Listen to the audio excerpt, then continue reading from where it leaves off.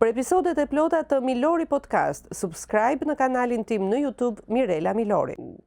Unë gjithmonë kam qenë njeri i mendimit dhe unë jam tek barasia e vlerave. Mund të jap një shembull më konkret. Ne në Prime Time kemi një emision i cili prezantohet nga gra dhe trajton tema të gruas.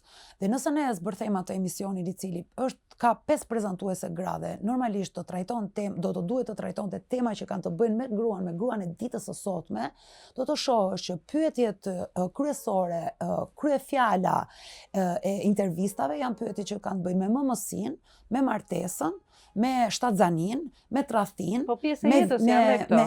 Por kjo e redukton gruan vetëm në një funksion, në funksionin e asaj e cila ka mbi shpatullat e veta përgjegjësinë për mbarvajtjen e shtëpisë.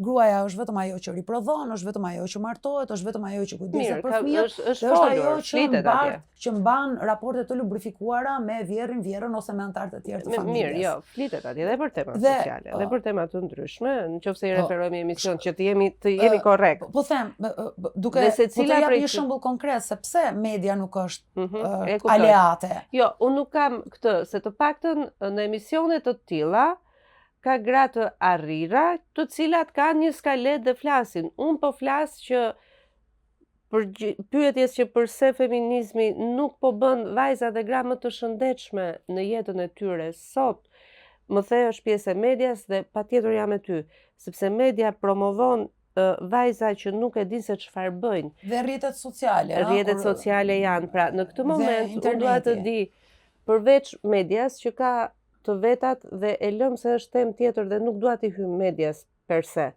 familja dhe shkolla kanë të bëjnë në modelet e caktuara që krijojnë. Pra, ka që vështirë është që këtu të jenë modelet e suksesit gra të bëra vetë, gra të pasura të cilat jo domosdoshmërisht janë të bukura. Gra të cilat janë të suksesshme në punën e tyre, jo se domosdoshmërisht i mori një burr për dorë dhe i solli aty. Ose dhe nëse i kanë mbështetur një burr, thonë po është partneri im në punë, është partneri im në jetë, faleminderit shumë, por unë jam këtu ku jam. Është kaq e vështirë të ndërtohen modele të tilla në Shqipëri, sepse ka modele të tilla, por nuk kanë zë. Përveç medias, edhe zë me njëra tjetrën po të flitet. Vajzat për fat keq shkojnë tek modeli më i lehtë.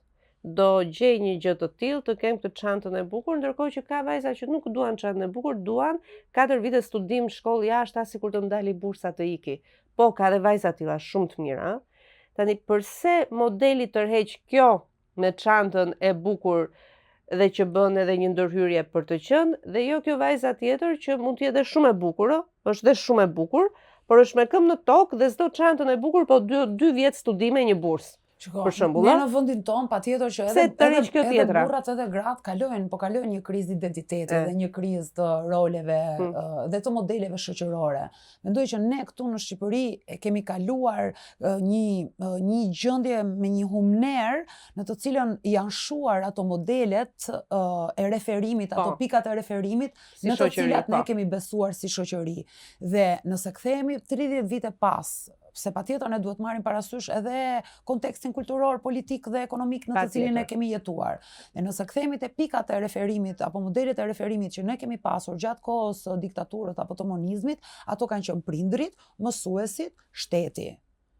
Mbas viteve 90 ne kemi parë që gjitha këto modele, pika referimi që ne kemi pasur, në të vërtet ato u zhbën. Familja shqiptare u zhbën me problemet e veta, me varfërinë, me skamjen, me emigrimin, me luftrat civile, me ndryshimet e vazhdueshme politike, turbulente, një shoqëri turbulente. Sistemi shkollor u shkatërrua dhe 30 vitet e fundit buxheti për arsimin, edukimin, kulturën dhe shkencën sa vjen dhe të kurrët ose ka ardhur gjithmonë duke u të kurrur, dhe familja shqiptare e cila ishte mësuar me një model tradicional dhe me role krejtësisht të përcaktuara dhe ndarje gjinore, e cila përballet me një botë të re moderne, ku burri dhe gruaja janë të ndryshëm nga burri dhe gruaja me të cilën ishin mësuar shqiptarët, dhe kjo kalimin me njëhershëm nga një gjendje zero në një gjendje kaotike të zhvillueshme kapitaliste të komodifikimit të produktit, të shitjes, të përfitimit, ishte jashtëzakonisht shumë tronditse për shoqërinë shqiptare dhe vazhdon ende të jetë për shoqërinë shqiptare. Dhe ajo çka mendoj unë që ndodh në Shqipëri për momentin është që vazhdojnë ende të mungojnë këto pikat e referimit, këto modelet e referimit. Pra, këto vende që kanë ngelur të zbrasta, për mendimin tim, ende nuk janë zëvendësuar ose janë zëvendësuar me disa modele të cilat në të vërtet nuk janë të shëndetshme, por që ne sot quajmë të suksesshme. Sepse në epokën e digitalizimit dhe në epokën e globalizimit, ku edhe vetë njeriu është një produkt që shitet dhe blihet, e suksesshme është ajo që shitet dhe blihet. Vlera e produktit është kur ai produkt blihet dhe kur ai produkt prodhon para. E qartë, të tërë rendin mbas fitimit dhe të tërë kanë një çmim. Kështu që mendoj që kjo ka qenë i gjithë iteri që ne kemi kaluar. Çfarë jo të lodh, të habit akoma që jetojmë në një vend ku vriten gra, përsëri nga dhuna fizike, psikologjike, emocionale, intelektuale, përsëri gratë janë më vulnerabël. Ato shkojnë si në vetvrasje, si në vrasje. Jo privilegje jetën, kështu që është pashmangshme. Dhe si ka mundësi që në të njëjtin vend ku ti ke ende vrasje dhe nuk ka një korac mbrojtëse përballë momenteve të tilla, ke gra dhe vajza në moshë të re, të cilat kanë një pasuri X. Nuk jo a divurimin e pasurisë, dikush ka një mbiemër, ka babain, familjen e tjerë, dikush mund mos i ketë këto. Dhe ke edhe këtu vajza shumë të pasura që thua si u vu kjo pasuri, ke edhe gra intelektuale të cilat përpiqen dhe ke edhe vajza që e din që s'duhet të bëjnë një gjë, po thonë të bëjnë 3 vjet një punë X, kot të marrë ndonjë lek kështu si modele nëpër Instagram, dhe pastaj të filloj të bëj këtë gjën që duhet të bëj. Pra këtu ka një tollovi nga vrasja deri te një përfaqësuese e një bote glamur që e ka të vërtet, i ka ato shifrat e lekëve në llogari, nuk është se po bën fake, nuk është mall temu, le të themi kështu. Është e kuptoj. Mall bio i vërtet. Si ka mundësi që në një shoqëri me kaq pak njerëz, sa milion jemi, nuk është se kemi dhe kështu popullata 300 milion e 500 milion. Pra në këtë ti gjen kaq shumë tipologji dhe kaq shumë çoroditje.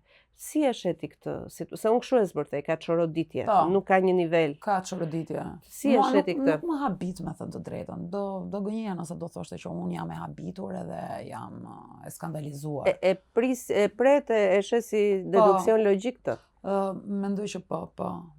Sepse e para punës kjo gjë nuk i ndodh vetëm vajzave, por ne vazhdimisht për shkak të mënyrës se si e kemi ndërtuar shoqërinë tonë dhe mentalitetin tonë, sa herë që duam të bëjmë një analizë të shoqërisë edhe për të parë se sa e çoroditur është ajo, sa pollovika tek ajo, ne gjithmonë mundohemi të shohim gruan.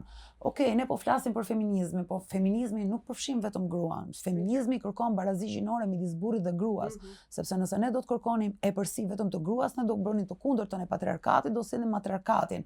Ndërkohë që ne nuk duam që fuqia të shkojë nga një gjini te njëra tjetra.